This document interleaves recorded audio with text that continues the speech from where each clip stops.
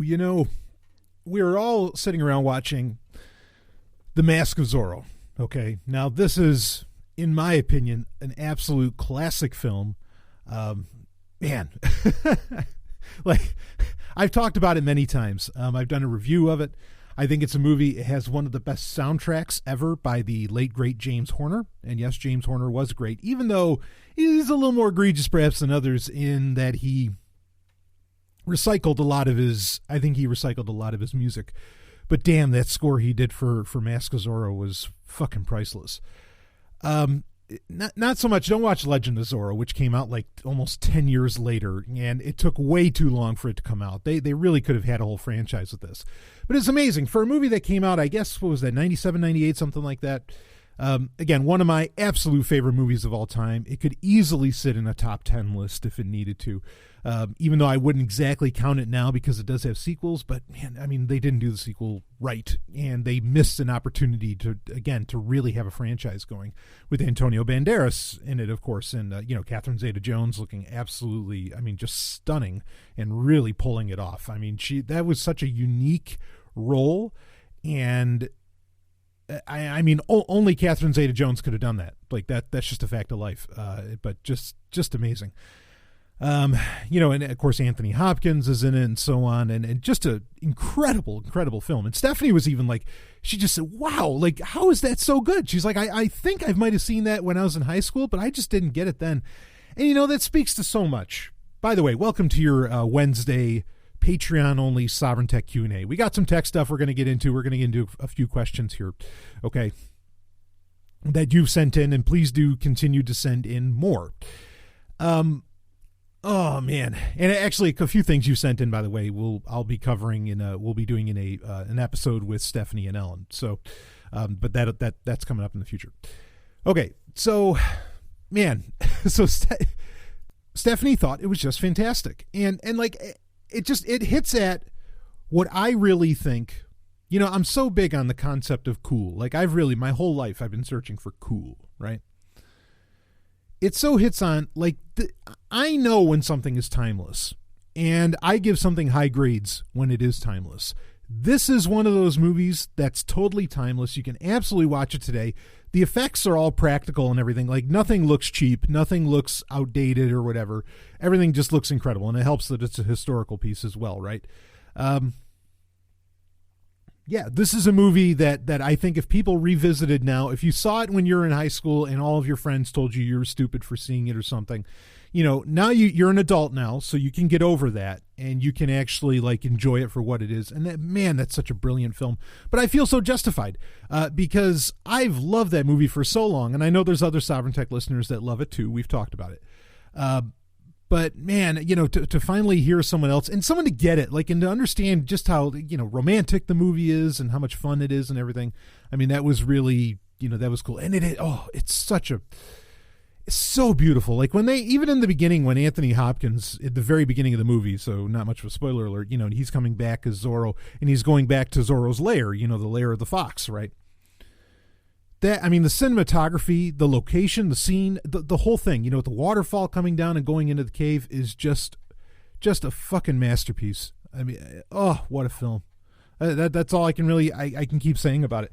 But it felt great because I've talked about this movie so often. And over the years, I've said, we got to watch this. And finally we all watched it. And that was just so, it's so great to hear that it was understood just how great it was.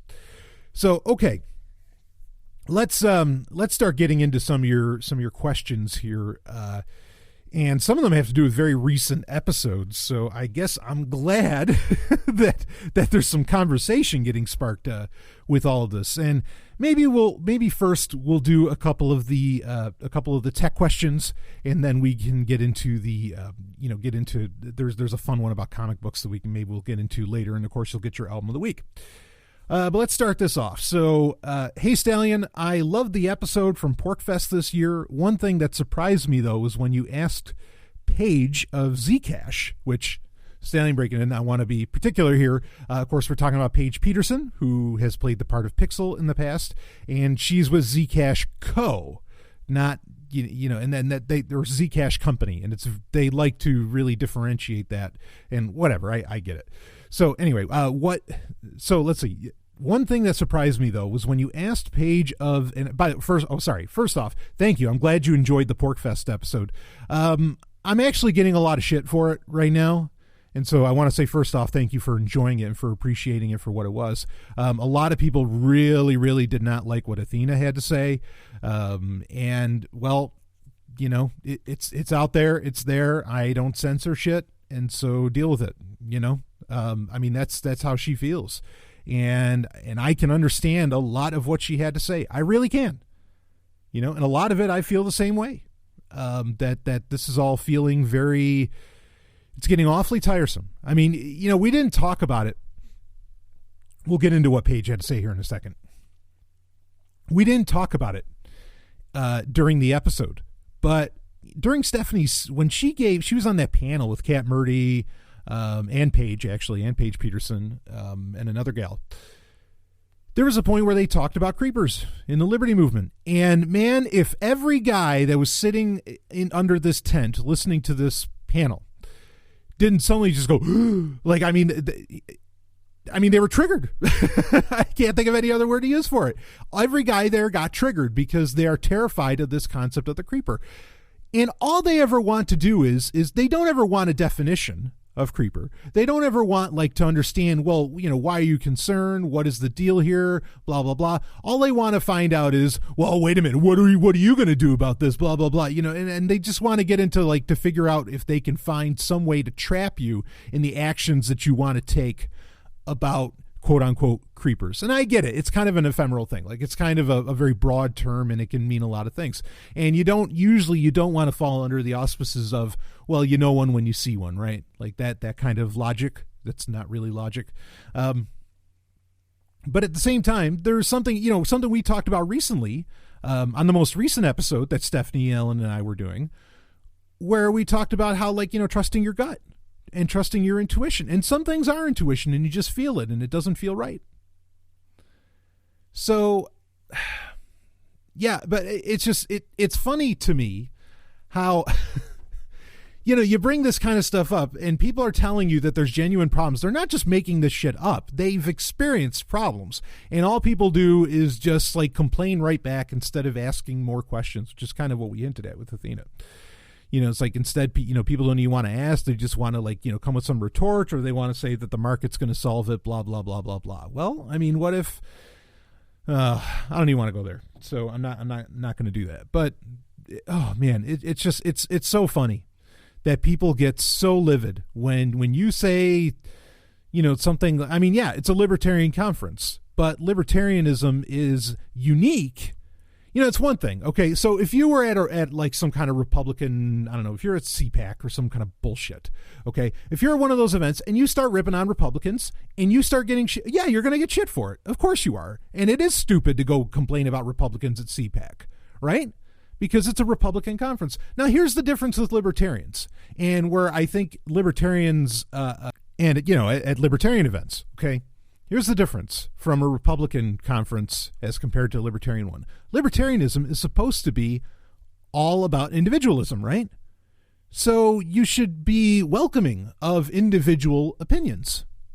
But you're not. You know, if somebody says something that doesn't smack of libertarianism, you know, people freak out and they start saying, oh, what are you doing giving this person a mic? What are you doing giving this person a voice? Blah, blah, blah. I mean, it almost proves their point, right? That libertarians are not tolerant. Because there is no tolerance whatsoever there. And I mean, here's another part of it. And this is what I call the package deal. Okay. So again, you know, you have somebody with individual thought and you're giving them shit for it. I mean, whatever. Yes, people have consequences based upon, you know, what they say and actions and blah, blah, blah. Sure, of course.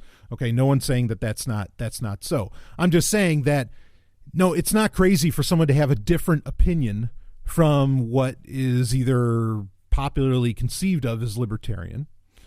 Okay. I mean, like, you know, at a libertarian conference, I think that fits perfectly within libertarianism. Now, here's the thing is that, oh, well, this person's talking about, you know, how black people are oppressed, blah, blah, blah. I don't think any, you know, I'm not saying this is what I say. I'm saying this is what a lot of people say. I don't think any of that's real. I don't think it's true. No. We white people are being oppressed or blah, blah, you know, whatever comes, you know, across your bow.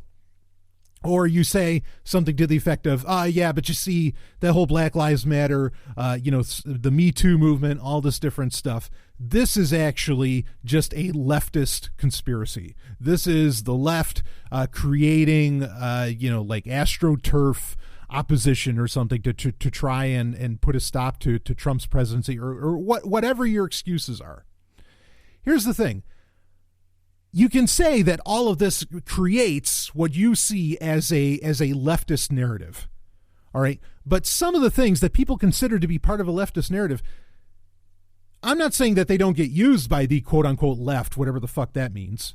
And if you actually knew like genuine leftists, like people that are more of the communist flavor, if you ever actually talk to them, I think you'd find out you actually have a lot more in common with them than you realize, and they actually agree with you on a lot of the conspiratorial, shall we say, aspects of what's out there in the media. Okay, but you don't bother to talk to them. So you just create this narrative in your head that, anybody that's not into the free market is an evil asshole, which, I mean, that's fucking insane to make that claim. And look, I am a supporter of the free market. Do you understand? But I also understand that just because someone isn't, okay, also first, two things I understand is that one, the opposite of no government isn't necessarily the free market. It can be other things. Okay. And two, just because someone doesn't support the free market doesn't make them stupid, and it doesn't make them, that doesn't just instantly say, oh, well, they're a terrible person that has no fucking clue, blah, blah, blah. Like, I don't see how those things equate automatically. Okay. Now, if you are into, killing people and violent resolution or violent, initiating violence and things like this, okay, then that's a very different story. But just because someone doesn't believe in the free market, I mean, really, the opposite of no government is not inherently the free market. Do you understand that? Again, I love the free market. I'm all for the free market. I expect free market solutions to be a real thing if we ever got to a world without government. But one doesn't equate the other, okay? That's very much a choice and a process. Now, back to my point on the package deal, okay? A lot of things that you hear from the leftist narrative on their own, again, not being part of an entire narrative or a part of an entire conspiracy or something like that, whatever you think it is in your head. Some of these things individually absolutely, some of these issues genuinely exist. They genuinely exist, but you toss them out of hand because you consider it part of this leftist narrative. When maybe they actually do exist, it's just that sure, yes, the left is using it to garner more power or something like that. And I'm not saying that doesn't happen. I think that absolutely does happen, left and the right. Okay? I think that absolutely happens. But at the same time, a lot of these issues, say it, women, the terrible things happening with women in Hollywood, do you really think none of that has happened? Really? Like, you think that's never occurred? You think that doesn't occur right now? Look, I've been on porn sets and that shit happens. And you could say, well, that person has to be, no, that woman's just a businesswoman. That's where that porn star is just a businesswoman. There's no reason, just because she's consenting to having sex on camera does not mean she's consenting to anything off of the fucking camera. Do you understand? This shit does happen. Now, do we want political solutions for this? All right, if you're arguing for political solutions, it's not that. I'm really not interested in that. Okay, and then political solutions is always the threat of violence, right? And I have no, that has no place for me. But that doesn't mean that the problem doesn't exist. And that's the thing. It's not a lot of these issues, the concerns around that, like, groups like Black Lives Matter bring up and all these other things. They don't have to be part of a package deal. They don't have to be a leftist issue. They don't have to just be like some kind of power grab from the left or by the right or whatever. Independently, they very well may exist. And it would do you well to, if you're going to rise up that hard against this shit, to look into it and see, well, wait a minute, did this actually happen? And if it did, and if it's happening, at some kind of mass scale, well, then there's a problem. But that problem, you might want to accept that problem and just realize it doesn't have to be part of the package deal that the opposing, whatever your opposition happens to be, if it's the left or the right or whatever, it doesn't have to be part of the package deal that they're representing. It can actually be an issue completely on its own. and totally real. And that's where you get a lot of your more market anarchists or your left anarchists or whatever who, why they stand up for this stuff. Because, no, they're not interested in politics. They're not interested in playing politics. They're not interested in using violence. Well, some of them may be, but, a lot of them are not. I'm not interested in using violence. Okay, they may not be interested in using violence, but they recognize that the evidence, there's either enough anecdotes, or enough like real situations that you've seen, or there's enough evidence standing in whatever shape it happens to take, then no, these are real problems. But again, that doesn't mean that they're buying into the leftist conspiracy, right? Because it's not a package deal. These things don't have to be part of that package deal. They can be separate issues completely on their own and that need to be addressed on their own. Like I've said before, it's, or I said on the episode where Athena was talking, the Porkfest episode, everything is case by case. If you believe in individualism, literally everything is case by case. All right. Now, when you get a lot of cases and everything, well, then, you have to deal with things at that level, but everything is case by case. So anyway, let's get back to the tech question here. So I'll read it again. Hey, Stallion, I love the episode from Porkfest this year. One thing that surprised me, though, was when you asked Paige of Zcash what new blockchain technology she was interested in. She seemed totally disinterested. As someone who is working so heavily in the space, as last I knew, doesn't this bother you at all that there is so much disinterest in one of the more exciting and evolving areas of your chosen field? Okay, so I'm assuming by chosen field you mean like the tech industry, which, yes, I mean, I did choose to concentrate on that with my show with Sovereign Tech, even though obviously it goes well beyond that. To confirm, Paige does work for Zcash Company. She still is in the space, so that's not inaccurate to say. Does it bother me, though, that she's not disinterested? No, not really, because I feel the same way, and I think I kind of expressed that. And I think a lot of... So I talk to... and am acquaintances or even friends with a lot of people in the blockchain space, okay, that have been in the blockchain space for a very, very long time, okay? I've been in it almost a decade because it's almost been around for a decade. And most people are really feeling this way. They're tired of the ICOs. They are tired of all the bullshit promises that are coming out without any actual product. I mean, the reason Bitcoin was able to take off so much is because it existed when it got talked about, right? It wasn't like somebody was promising that this shit was going to come out. It was there, and they got to use it. And it's a very important thing, that these products actually come into existence and fruition. And I think we're to the point now where, and I think this is just perfectly sensible of people to think that, look, if you don't actually have the product and it doesn't do more or less everything you say it's going to do, I don't care. It's all, at that point, it's all speculative. And that's the thing, is that we get a lot of people who aren't, Bitcoin for me, the big deal, and you've probably heard this from a million people a million times, but I'm going to say it again. Bitcoin for me was about money not controlled or issued by the government. That's what Bitcoin was for me.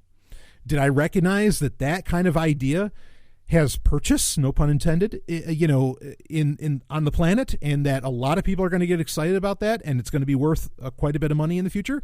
Fuck yes, absolutely. Of course you realize that. There's a need, right? There's an economic need out there that's getting filled with this. Now, ask yourself how many of these other things are filling economic needs or filling some kind of need that's out there. You're not going to find it. So it's a total roll of the dice whether or not any of this shit is going to take off. As to where Bitcoin, I don't think was really a roll of the dice. And a lot of people felt really confident about Bitcoin and that it was going to do what they thought it was going to do, etc. And in many ways, it still really has. Okay. So most of the people I talk to who have been in the space for a while, they're all sick of it too. They have, in fact, there's a couple ways usually that this will go. They either become, what do you call them, Bitcoin maximalists, like people that are just like all Bitcoin all the time. All they care about is Bitcoin, and I mean Bitcoin, not Bitcoin Cash. You get those kinds of people who, I'm friends with some of those people. And then you get people who, maybe are just highly selective about what altcoins they're into. Maybe they're into Dash. Maybe they're into Zcash or Zencash, which is a Sovereign Tech sponsor, full disclosure. Maybe they're into, I don't know, NEM or something like that, whatever. There's a lot, but they don't buy into, kind of everything, or maybe they're into EOS, maybe they're even into Ethereum, even though I think the piper is getting paid as far as Ethereum goes, which I called years ago, but whatever. So, my point in saying this is that, no, this is how most people that have been around really feel. They're not burnt out. I mean, there might be some burnout to involved in the matter, but they've just heard way too many promises. It's been too many years where the changes that were getting talked about haven't happened. Like, you can say that the ICO thing has changed the world. Maybe. Okay. But has Ethereum really changed the world? Like, how much is really shaken up? Not much. Not much. I mean, I guess we're going to have the Finny phone soon, and I don't know how that's going to change things. But I mean, like, there aren't entire communities, as much as I wish there were, and as I try to contribute to it, there aren't entire communities that are living like some kind of peer-to-peer lifestyle 10 years later. After this whole blockchain revolution and peer-to-peer revolution, etc., happened. It's not here. Do you understand? And so I think the people aren't burned out. It's just they're tired of empty promises. And a lot of this stuff, the other thing that you're realizing, and I think it's a maturity in a tech, okay? And with people that are involved in a certain tech space, there's a maturity that's settled in where, blockchains aren't going to solve everything. And I'm so glad that has finally hit, because that's a narrative I've been saying for years. Okay? And I'm not saying I was the only one or that I'm somehow brilliant, but I am saying that I like to think I'm very much ahead of the curve. And the blockchain space, I mean, it is boring as fuck right now. And yes, it is. You could tell, but this coin can do this, blah, blah, blah. We're realizing, I think kind of a byproduct and I don't know that everybody's even consciously realizing this, be it Paige or whoever, okay? But I think a byproduct of what has come out of blockchain technology is recognizing what we really need to engage in the market process, okay, or to engage in human interaction or whatever else. We're whittling away at what actually matters. And a lot of the bullshit that people are schlepping out there doesn't matter. Okay, yeah, we want more privacy, so Zcash takes off and Zencash takes off, right? Yeah, we want like kind of a more community feel or something, and blah, blah, blah. And so people get excited about Dash. I don't get excited about Dash, but whatever, you get excited about Dash. And all these other things. We're figuring out what actually works, what doesn't, what we actually want and what we don't. And that's a byproduct of trying, I think, to put every fucking thing on blockchain. And I see this as only a good thing. I don't see it as a bad thing. I think that the feeling of ennui in the blockchain space by the veterans, dare I use that term, in the blockchain space is a totally healthy and good thing. Okay. That doesn't mean outside of it that there aren't going to be other interesting developments. I'm sure that there are. There's still new tech to be made. There's still new avenues to go with a lot of this stuff. All right. But the maturity of what's happening in the space is perfectly healthy. I think it's perfectly fine. I'm not disturbed by people not being excited about other blockchain projects because we're figuring out what we actually want. We're settling down now.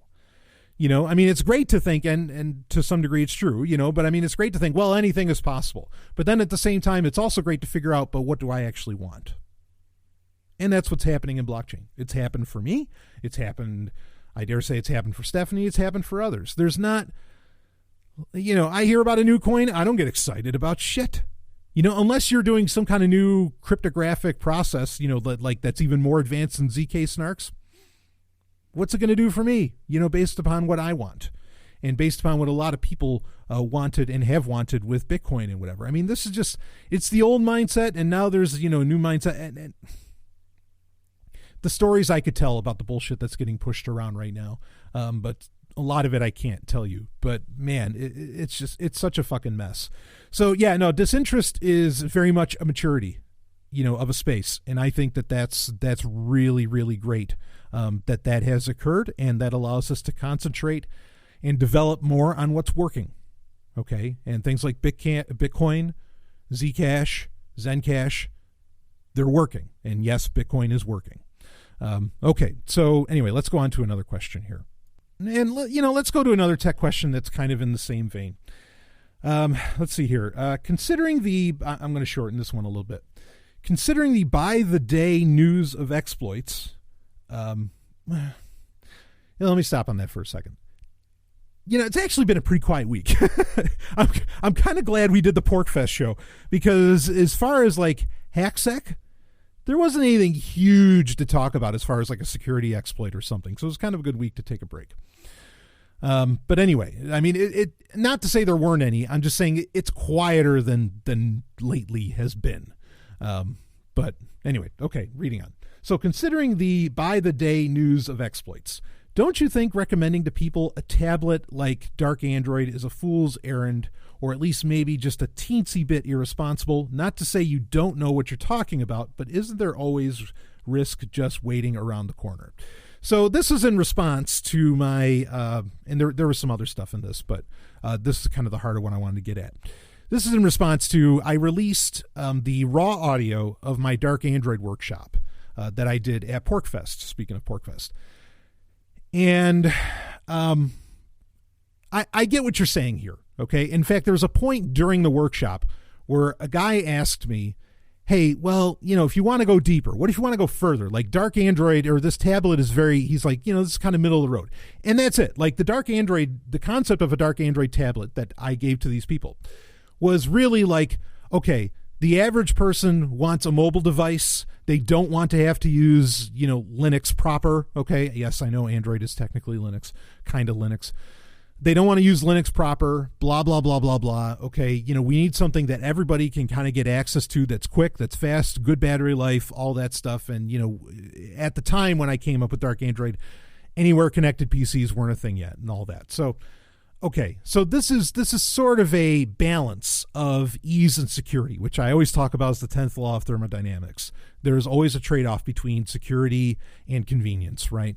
So this is trying to find a balance in all of that for the everyday person to get used to, A, not using shit from the tech giants, and B, getting used to using encryption and Tor and a lot of these other things, because everybody should be using this shit, in my opinion. Everybody, even grandma. I mean, I know she can't exactly figure it out yet, but I make the point that, there's actually in my privacy talk at PorkFest, I made the point that, look, you're going to have to learn some things. If you want to use this stuff, you really have to learn. We cannot get it it can't get to push button. The Dark Android tablet, the Nexus 7 2013s that I showed people and gave to people at PorkFest, that's as close to push button as we're ever going to get. And because if you go any further, I think you run into diminishing returns on security and privacy and all that. So is it a teensy bit irresponsible? No.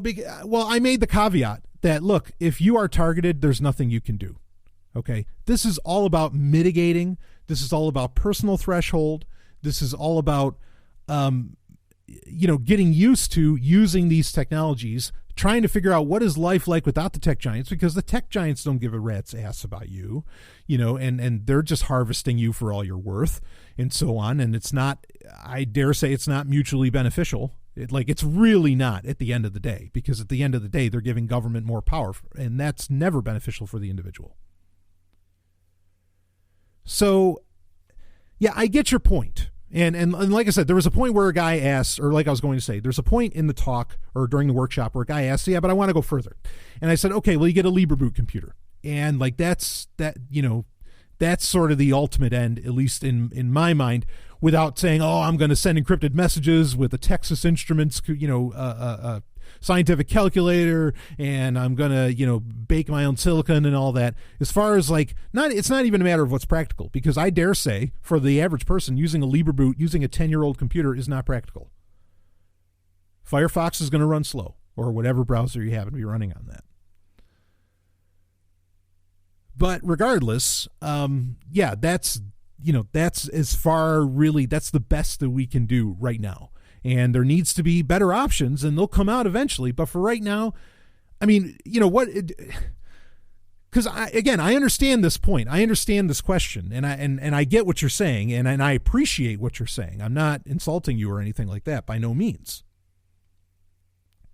But would you rather people used encryption or not? And I think that the answer to that is, well, of course you want them using encryption. Do you want people getting away from funding these tech giants that are, supporting the corporatist system and governments, etc., or not? And I think the answer is yes. This is, at the very least, a start of doing that, a look in that direction. Okay, and a practical one, and one that you can actually use and that I think offers genuine benefits out of the gate, genuine benefits. Okay. So yeah, I mean, to your question, do I think it's irresponsible? No. If I made the claim, if I came right out and said this is totally secure, feel 100% confident, blah blah blah, that would be irresponsible of me. That would be the start of being irresponsible, and then it could just snowballs from there. Okay, but I also make the point: you want to be anonymous, you don't want to log in with your credentials, and so on. And none of the apps that I installed on those devices required any kind of credentials. Well, I mean, if you're going to use an email app, you have to put an email address in it, right? Sure, there's that. But by and large, nothing required any kind of credentials, etc. I mean, there's a mindset that comes with that you got to get people used to. And using that tablet, okay, like, if anything, it's almost worthwhile to use a dark Android tablet, set it up, again, Lineage OS, F-Droid, no Google Play Store, none of that bullshit. Okay, to get people to use that, to see just how dependent they've become upon the tech giants. And maybe that will help them question what's going on. I think that's really important, for people to do. And it's a worthwhile venture. It's a worthwhile exercise. So yeah, I don't see it as irresponsible. Again, like I said, if I was promising like pure anonymity and 100% security and all that, yes, then that would have been irresponsible.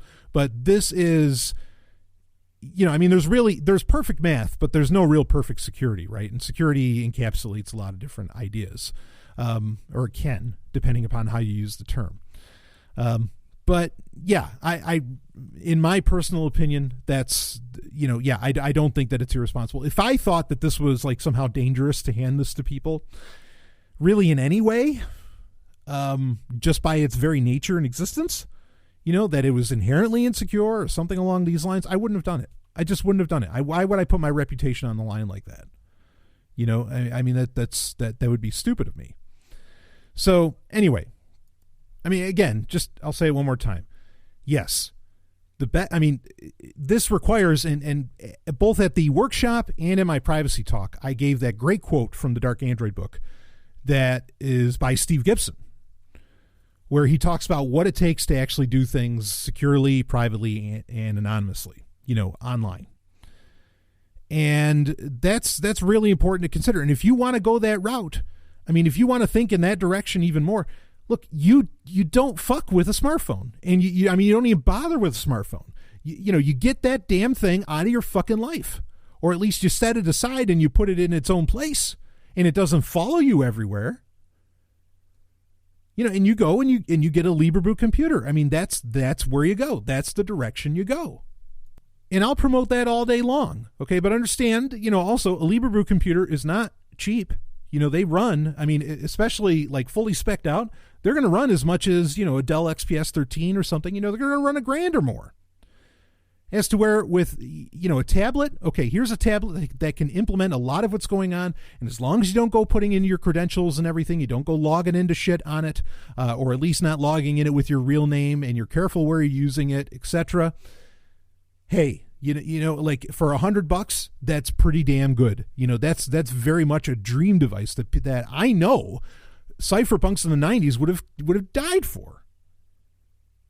Okay, yeah, concerns around the Google bootloader. Oh, we should have put Replicant on it. I get it. Believe me, I know. If you've listened to me for years, I know the deal. There was a very specific point to this, and fortunately people ask questions about that, and I brought it up that there is that trade-off between security and convenience, and I think that a dark Android tablet is a happy medium, or a dark Android device, whatever, where you're tossing on an alternative to Google's Android, whatever that happens to be. You take your pick of which one you want, and you're using F-Droid, and you're not logging in with any credentials whatsoever. Not even into, like, when I set these up, I didn't log into, because first off, I had no idea who was going to even be at the class. I didn't even log into, when you first, load the operating system on it and then you boot up, into Android, or in this case, Lineage OS, it asks you for like your email address and all that stuff. I didn't put any of that shit in. You don't have to put any of that shit in. Okay. And that's another mindset really to get used to, not using credentials as much as you can help it. Or if you are using credentials, make them bullshit credentials. So anyway, really, that's enough of that. Let's get on to another question here. Okay. This one has to do with, comic books. That's fun. All right. Enough from some of the serious talk that's been throughout this whole Q&A. Yo B, it's been a while since I've heard you talk about comic books as in the books themselves. I was curious if you have any favorite storylines or comic events. I was partial to Civil War, and the recent Batman wedding has been enjoyable, but what tickles the man of tomorrow's fancy? Someone else has asked a question like that where it says, what tickles my fancy? I think it might be the same person. But anyway, oh boy, great question. I like this. This is kind of fun to think about, because I've been reading comic books. I mean, as far back as I can remember, certainly since I was 6, I've been reading comic books, and something to consider. So like these big storylines and these comic events, okay, as you call them, they've always kind of been there as long as I've been reading comics. Like the first major event I really remember, and I know there were ones before, like Crisis on Infinity Earths and all this other stuff. Like I know about them. All right. The first one I really remember was actually Eclipso, The Darkness Within, I think it was called. And also that's one of my top picks for great storylines, because I thought that was a great fucking storyline, and it is so sexy and just so incredible. And from DC, there's the character of the villain of Eclipso. But I remember that, and that was like, that was just huge, and it was covering every comic book, and I just thought that at the time, I thought that was the most amazing thing. Now, I don't remember back then, and I suppose I could look into it if, and become a much better comic book historian than perhaps I am, even though I don't think I'm too bad. I don't remember if every year, I really don't think at the time that they were being done every year. They were more like every 5 years, maybe, that they were being done. I remember kind of the point when I started to notice that there were these events that were happening every year. Like you had the DC 1 million series, you had Final Night, and then they just kind of kept building up. The first one where I ever actually bought every comic that was a part of it was Joker Last Laugh, where you thought that the Joker died or whatever, and he was, turning every character. It was almost like the Eclipso series, where he was turning every character into the Joker for a little bit, or where, they were infected by the Joker's gas that made them act like the Joker, made them go nuts or something. I remember that, and certainly by that point, that would have been like around 2001, or maybe even 2002. Certainly by that time, then yes, it was like every year there was some major comic book event happening. Be it House of M or whatever from Marvel. Like Marvel and DC were both really doing it. Even at the time, I was getting sick of it though. Like even before it became an absolutely yearly thing that these events kind of happen, I was already sick of it. Well, I guess it was 17 years ago. And one of the companies I really liked at the time was CrossGen, which was ironically, their entire universe was very much interconnected and was leading towards a big event. But it felt so good to read an interconnected universe, as to where like Image and some of these other ones and Dark Horse, didn't exactly have interconnected universes. It felt really good to be reading an interconnected universe that wasn't pushing.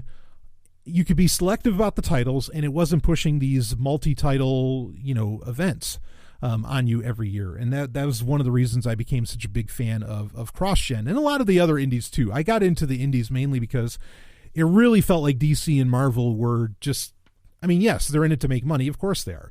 But it really felt like ugly, like an ugly money-making scheme, like to where it was not beneficial to you and you weren't getting the rewards out of being a part of what they were selling.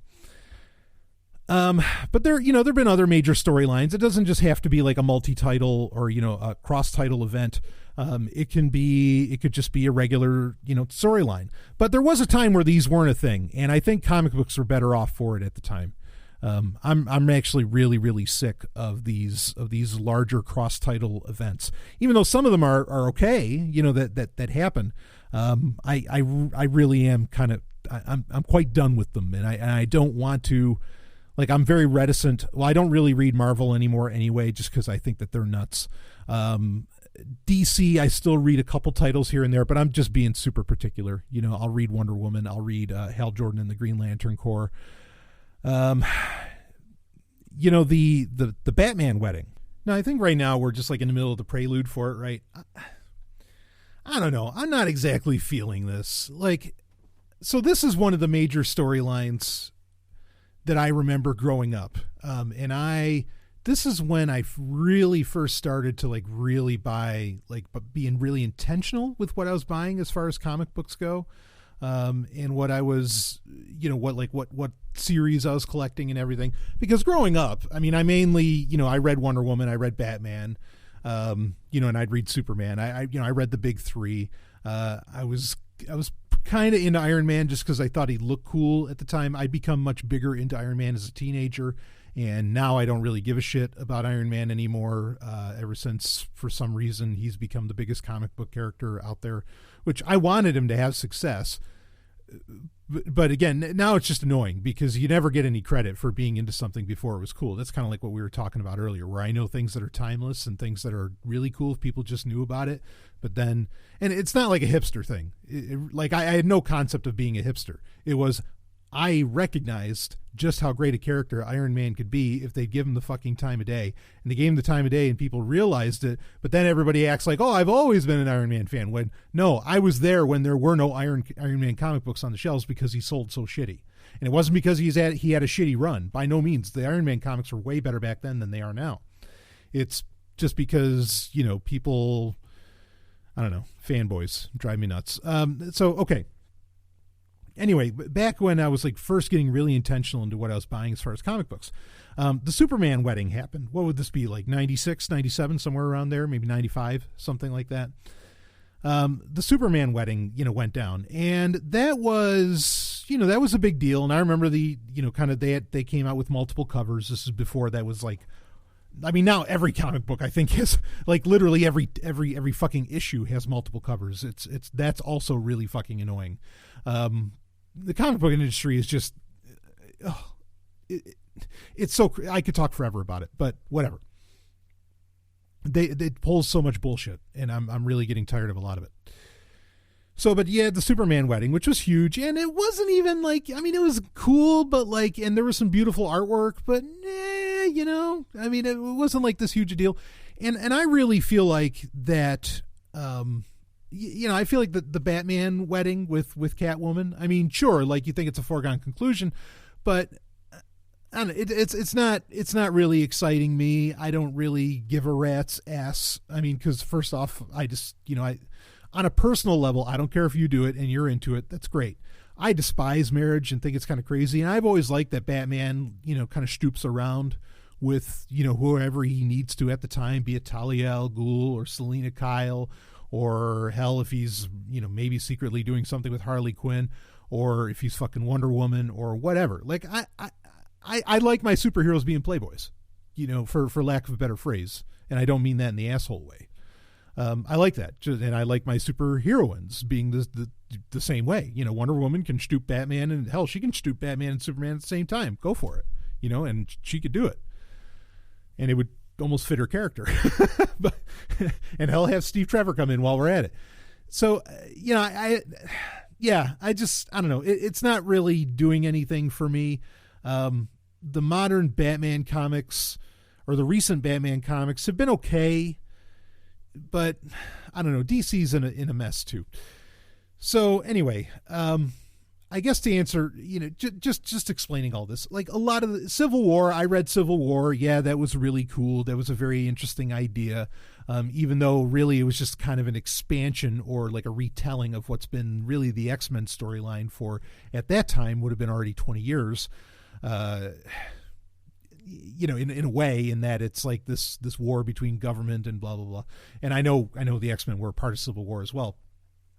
But anyway, I get it. They're pretty good, but I don't know. Call me old-fashioned, but I think that when the storylines weren't so, and Civil War might have been one of the last of these, where it wasn't the case. When these major story arcs and events weren't set up necessarily to be like a yearly event, like back when comic book, and you can talk to the artists about this, there was a time where they knew, or where they, they weren't expecting every year that they'd have to come up with some big story arc, right? And it would just kind of be shocking. Hey, we want to do this big event. We want to do Final Night. Okay, let's start making this happen. And when it was a lot more special. And I think people really brought the big guns into the event, the big creative guns, as it were. Like with Eclipso, The Darkness Within, easily one of my favorite major storylines and cross-title events that happened.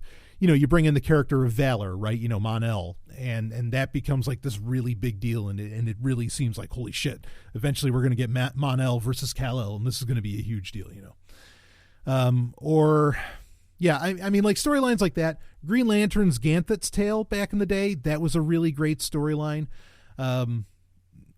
Like those really stick out for me as far as favorites go. I did like Final Night a lot. And that, like that, speaking of another major story, like when Hal Jordan died, that was huge at the time. And to their credit, up until they brought him back as a Spectre, they kept Hal Jordan dead. Like that was really something. As to where, not that I minded, because this is probably, for me, the greatest storyline, comic book event of all time, which is totally the death and return of Superman. And I say death and return. I was fine with how the return happened and all that. But death and return of Superman is easily, I mean, you could say Age of Apocalypse. That's a great one too. I mean, there's a lot of great ones, but death and return of Superman was an event. Not that Superman hadn't died before. He died quite a few times, but that was just such a major deal. And so many cool things came out of that. And it was so brilliant. I mean, in a very real sense, it made a Superman fan out of me. Because it was that heart-wrenching. It was that big of a deal. So I got to give it to that as one of the major ones. Final Night, like I said, was really great. Age of Apocalypse, of course, everybody knows that. That was awesome. Pick your Dark Phoenix story, and that was pretty cool. Yeah. I mean, I know those are the biggies and maybe the obvious choices as far as that goes. Cross-gen, if you could count the entire cross-gen comic book line, I mean, that's one big event at the end of the day, and that is so well done. I mean, that's beautiful, and I'd totally give it to CrossGen for that. I mean, today, like, you have so many crossovers now. You have like Power Rangers and JLA and all that. Power Rangers, probably the best comic book running right now. Like, easily, the Power Rangers comic is the best running thing right now. Yeah, I've liked some of the, what Marvel's done with Star Wars, some of their cross, like Vader Down was kind of interesting, I mean, like they've done some, or Screaming Citadel, that was a nice crossover. That was a nice little comic book event. I love that for Star Wars. Yeah, I mean, that's, those are kind of the biggies. There's some, I could think of some rare ones, but when I was reading when I was more heavily reading DC and Marvel at the time, there wasn't, like, it was still the era of where there were single issues, where like one issue was one story. I miss that today. I really, really miss that. Like, that needs to be a thing again. Okay. And nobody's doing it anymore. And television is the same way, right? It's very rare that there's television where it's like a single episode affair. Now everything is trying to be Babylon 5 and failing pretty much at doing that. Yeah, I really, really, really don't like how comic books have gotten away from one story, one issue. That's really annoying to me. So, but in the past, yeah, there have been some great moments. Here's another one. Heroes Reborn. I've talked about that many times. Heroes Reborn, I thought, was awesome. That's now considered an event. I thought that was so cool, where what they were doing is they were rebooting a lot of Marvel characters, and they were rebooting the Marvel universe. And I thought that it worked. It was white hot. I thought that was so cool. and sadly they didn't continue with it, but damn, was that good shit. So that's another one that I would pick, I guess, since that's technically now an event. A lot of the Elseworld stories from DC are really big. If it's not obvious to you, I'm much more of a DC guy than I am a Marvel guy, and I've always been that way. I've always loved DC more, and I think DC still to this day has the much better characters. Just the Trinity, Wonder Woman, Superman, Batman, blow away every other comic book character. And I don't mean to say that to insult Marvel or Marvel fans. Let's just be honest. Who's going to recognize whose symbol? You know what I mean? You're instantly going to recognize certainly Batman and Superman, as far as like you just see their symbol and the score. Not that that's necessarily what makes them a greater character, but they're definitely a bigger character, right? If you have that. So I'm much more of a DC guy. So obviously, like a lot of my, a lot of the storylines, that I consider the big deal really, come from DC, which I always felt are much more epic anyway, in how they come down. I mean, there's arguments about, well, is Darkseid a copy of Thanos? Is Thanos a copy of Darkseid? Is the reality somewhere in between? I think Darkseid's the way more interesting character between the two. I've always felt like DC just has bigger stuff, and like huge stuff. Like their storylines are always massive, As far as a modern one, Brightest Day, was that the or Brightest Night, whatever it was, the recent Green Lantern just before they did New 52, where they had the war amongst the emotional spectrum of all the different Green Lantern rings. That was fucking epic. That was great. That was huge. That might be like the last great comic book storyline ever. Because damn, when you brought in all those different colors and you had like the Red Lanterns and everything, I mean, that was just so fucking cool. So, it was so huge that they carried it on into New 52. They said, no, that actually still happened, like that's how important it was. And they realized how well that sold. That was a great event. So again, DC their events are just so big in everything that happens. It's really something. So, okay, let's wrap this up. I hope that answered that. You've got some events to look at. Let's go into our album of the week. Now, real quick, I'll maybe address this on the Sovereign Tech Prime episode because somebody emailed me asking about a band that I mentioned on the Porkfest episode, which was Heat, H.E.A.T. And they said, you said there were saxophones. I didn't hear any saxophones. So I'm going to repeat it again. There's a very specific song. It's on other songs too.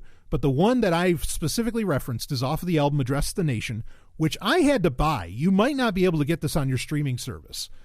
And the song is In and Out of Trouble, and it opens right up with the saxophone. You can't miss it. So I don't know if this person's a patron or not. I'll mention it on a Prime episode as well, just to be sure. But there you go.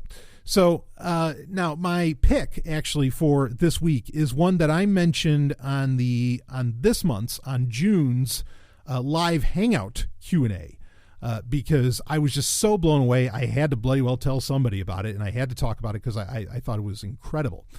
The band is, I'm just going to make sure it gets out there, and I'll give you a specific album, but actually tell you what, I'm going to pick a little bit of a different one. So the band is Beast in Black, and in 2017, they just came out with their first album called Berserker. This album is fucking amazing. Track for track, everything is really, half the songs are about hell in a nice way, in a good way. And man, it'll get you right from the opener of Beast in Black, the actual song Beast in Black, named after the band, right to, all the way to the end where it gets to End of the World. Ghost in the Rain, maybe not the best track, but there's a solid, 10, 12 tracks, whatever, in there that are just some of the best metal you'll ever hear. And it really is rock solid. Now, Beast in Black came out of as an offshoot from some members of the band Battle Beast splitting off and becoming their own thing. Now, Battle Beast is equally a great band. And equally, I like Beast in Black's album a little bit better, but Battle Beast is no slouch. Their latest album, which came out in 2017, which is Bringer of Pain, is, in my opinion, a metal masterpiece, and has some varying styles. Some of it almost sounds like an Amaranth or a Within Temptation at points, because there's a female lead. There's a song on there, Dancing with the Beast, and you can literally dance to this song, but it's totally a metal track. There's some other cool ones, Bastard Son of Odin. I know that sounds nuts, but it's tons of fun, and it's a hard rocker.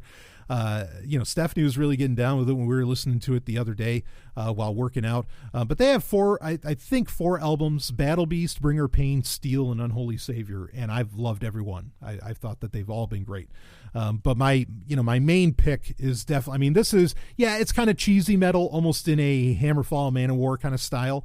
But it has a lot more groove to it that makes it a lot more, for me, a lot more enjoyable and gives it a lot of, re-listen value, even though I love Manowar and, I could listen to their albums forever. But I'm going to give it to, specifically in this case, Beast in Black, Berserker from 2017. You will not be disappointed with this album. I fucking guarantee you that. Like, get through it and you're going to find something you love. I mean, there's no way. It's too good. It's hard, but it's got a nice melody to it. It's not hard rock, but it has melody, which I love that. Man, it just takes it, I mean, you're not listening to Goat Whore here. That's an actual band. Okay. But that I listen to, but Beast in Black, phenomenal, and what a great name for a band. I mean, certainly I could take that little moniker on, Beast in Black, Beast in Triple Black. Anyway, that's it for this week's Q&A. Got some other stuff coming out. Still got your Star Wars update to come out for June, and maybe I can squeeze in one more surprise. We'll see. And then, of course, Sex and Science Hour is back, if you hadn't heard. We did our return episode from Porkfest, which was a lot of fun to do that. That was a great time. Got great response from that. And, July, we'll start kicking stuff off. July, I am going to get in another audiobook. We're going to get back into Sovereign First University. Or Sovereign Tech First University, STFU. We're going to get into some of those releases. Again, I've already got some stuff recorded and we'll get it out. So, all right, that is it for, again, your Wednesday Q&A. And this was recorded on, June 26th? Is that the 26th? Yeah, or sorry, the 27th, June 27th, 2018. And I will see all of you on the other side.